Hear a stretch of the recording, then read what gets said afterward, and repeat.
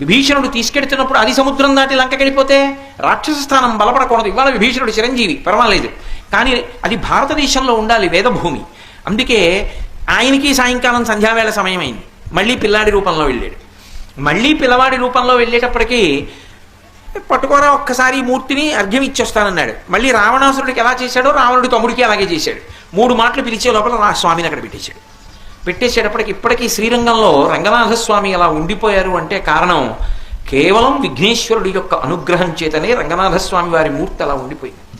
విభీషణుడు వెంటపడ్డాడు. ఇంత కష్టపడి తెచ్చుకున్న మూర్తిని భూమి మీద పెట్టేశావు కదరా అని కొట్టడానికి పరిగెత్తుకుంటూ వెళ్ళి కొండెక్కిపోయి విఘ్నేశ్వర రూపంతో నిలబడ్డాడు. నమస్కారం చేసి వెళ్ళిపోయాడు విభీషణుడు. అందుకే ఇప్పటికీ రాక్ఫోర్ట్ టెంపుల్ అంటారు.